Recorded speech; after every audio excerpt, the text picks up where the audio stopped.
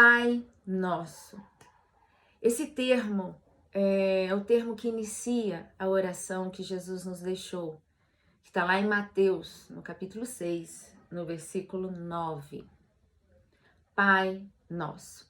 No estudo anterior, eu havia falado que Deus é Pai.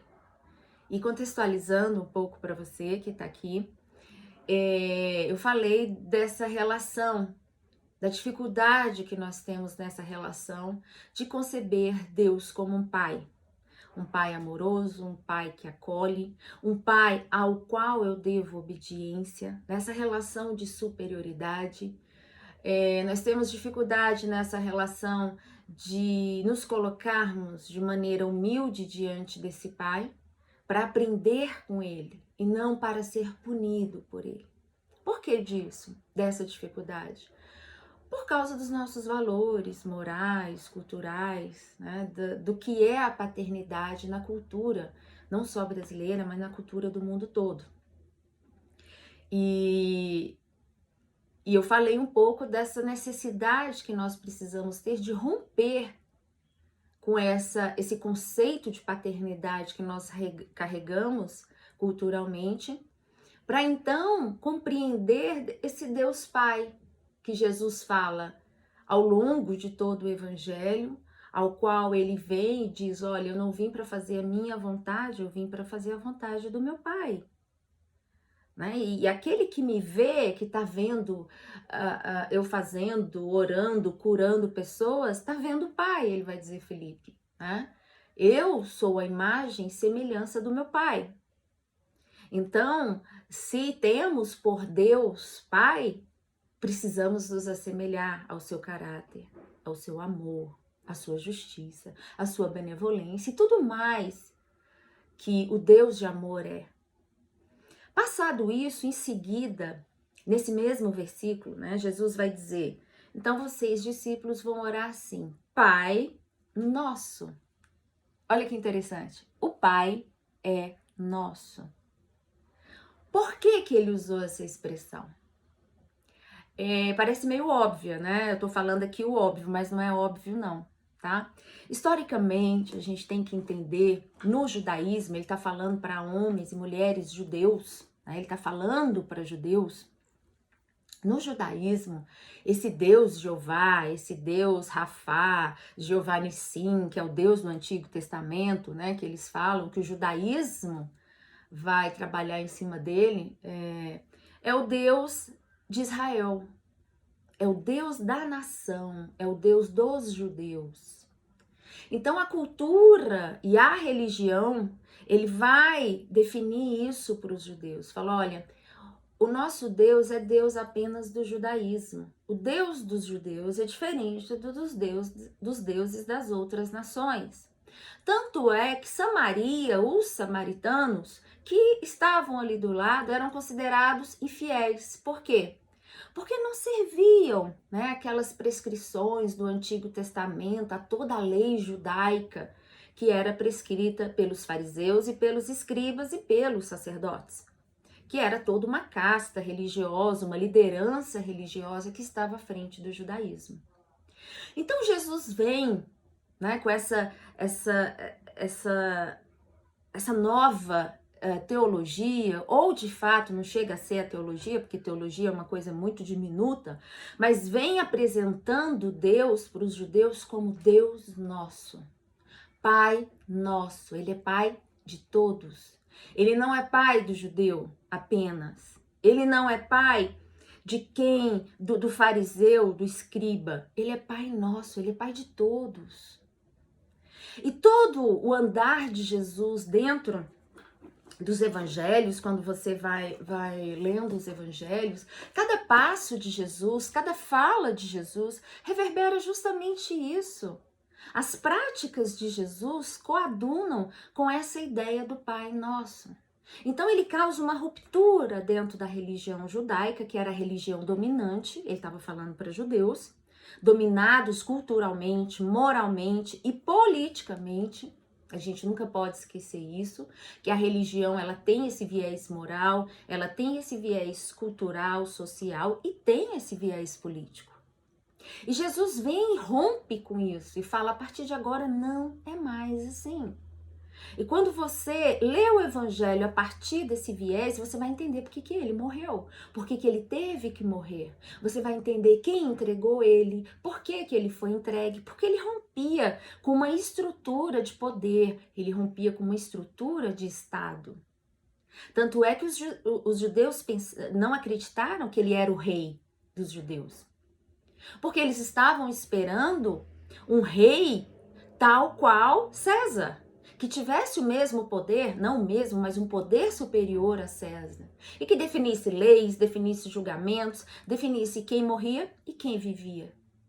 E Jesus vem romper com essa ideia que ele fala: olha, eu não vim para matar ninguém não, vocês estão equivocados, tá? Eu vim foi para dar a minha vida por eles. Eu vim foi para ensiná-los a amar, a perdoar, e não para matar ninguém. E ele é mal compreendido, porque o amor é muito mal compreendido. E aí Jesus vem ensinando uma nova oração, uma nova, que na verdade não é, como eu falei, uma reza no sentido de ser um escapulário que você pega aqui. Não, a oração, como eu falei no vídeo anterior, ele é uma consciência. Quando você se comunica com Deus, você precisa ter essa consciência de que o Pai é nosso, o Pai é de todos. Né? O Pai não é um privilégio do cristão. E ele mostra isso muito interessantemente. Né? Quando ele vai dizer, quando ele encontra o centurião romano, que o centurião romano manda dizer: olha, vem, eu preciso de você, faz um milagre para mim. Ele vai dizer o seguinte: olha, nem em Israel eu encontrei uma fé tão grande. Ele não fala isso para um líder, para um pastor, para um padre, para um religioso. Ele vai falar que quem tem mais fé ao redor dele, de todas aquelas pessoas, era um centurião romano, que mandava prender e matar pessoas e até judeus. Aí você fala: ih, bugou. Exatamente isso. Porque Deus não trabalha com estereótipo, Deus trabalha com o que habita no coração humano. Esse é o ensinamento definitivo que a gente precisa aprender. Então, quando você se comunica com Deus nessa posição de filho e ele de pai, você precisa entender que ele não julga ninguém pelo estereótipo. Ele julga as pessoas pelo coração que as pessoas carregam. E ele não é pai do cristão, ele é pai de todos. Ele é pai do hinduísta, ele é pai de todas as religiões, de todos os seres. A diferença é que a pessoa pode ser islâmica, hinduísta, católica, protestante, das regiões afros e por aí vai. Mas para Jesus isso não importa. O estereótipo nunca importou. Importa se essas pessoas carregam amor nos seus corações. É isso que importa. Porque Jesus virou para a mulher sírio-fenícia, que não era judaica, que não era daquela cultura, que não era daquela religião, e falou: mulher, vai, porque é a tua fé que te salvou. Ela era sírio-fenícia, ela não estava dentro da Judéia, ela estava fora. Ela era de fora.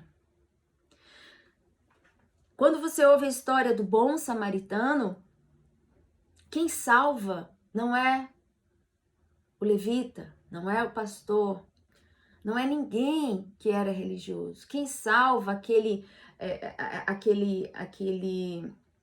aquela pessoa que estava na beira da estrada é um samaritano, que não seguia a regra da religião judaica.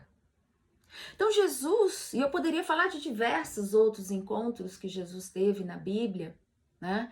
E o próprio o próprio Pedro, quando vai para Jerusalém, né, em Atos, que ele encontra os fariseus recém-convertidos, e os fariseus dizem: olha, quem quer de fato seguir a Jesus, a partir de agora vai ter que fazer isso.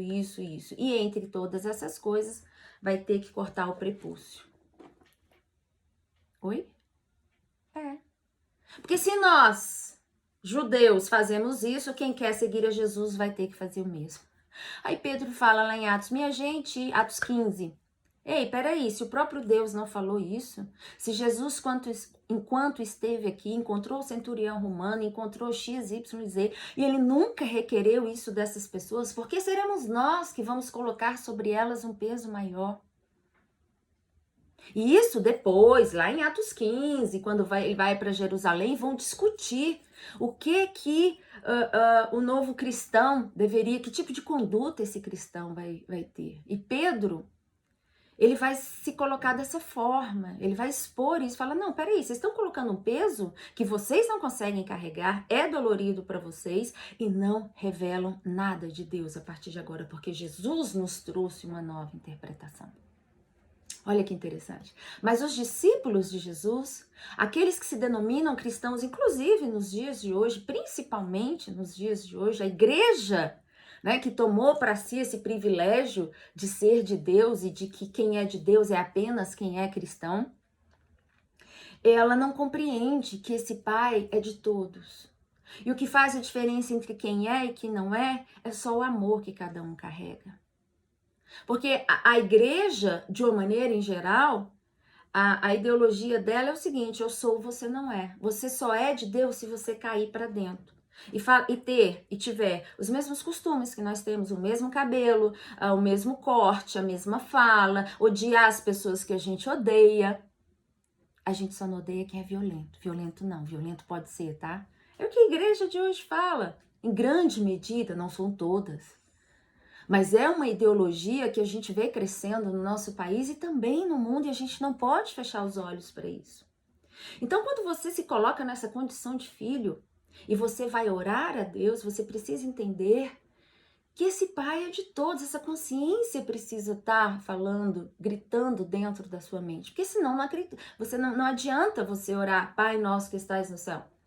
Porque no fundo, talvez você não acredite que o Pai é de todos, mas que o Pai é apenas do seu clã, do seu ministério, da sua denominação. Porque se você fala, paz do Senhor, irmão, e quem tá do lado de lá fala, e aí, beleza? Você fala, esse irmão tá desviado. Essa é a categoria com as quais nós trabalhamos. Porque nós somos ensinados, catequizados pelas nossas denominações, assim. Mas isso não tem nada a ver com o Pai nosso, que nós oramos. Isso não tem nada a ver, pior, com Jesus. Jesus, quando ele fala que o Pai é nosso, Pai nosso, ele está dizendo que existe essa coletividade que vai para além dos estereótipos, que vai para além da aparência.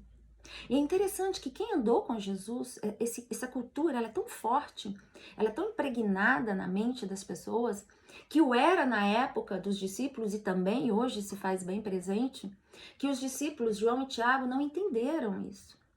Porque quando Jesus foi entrar em Samaria, que ele mesmo não quis, ele falou, não, estava descendo para Jerusalém, João e Tiago havia preparado, né, a estada de Jesus lá, e Jesus chega lá, e fala, não, é melhor não, vamos direto para Jerusalém.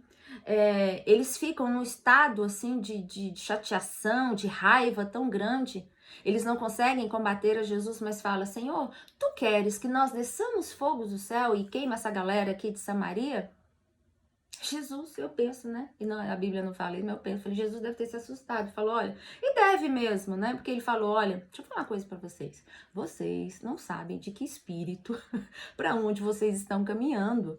E é nesse momento que ele fala, eu não vim para matar ninguém. Ei, acorda!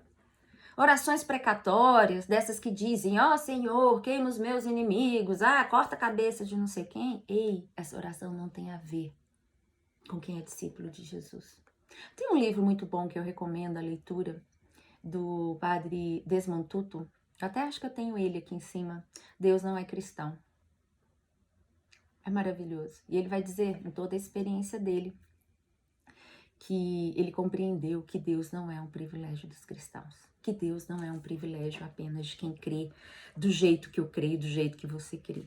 Deus é do mundo e ele se manifesta nas tribos, nas nações, nos guetos das nossas cidades, da maneira como ele acha que deve e da maneira que ele consegue falar com cada coração humano. Paro por aqui, espero que você tenha compreendido, leia a palavra, interiorize, né, que o Espírito de Deus, né, amadureça isso em você. E aguardo você. Até a próxima.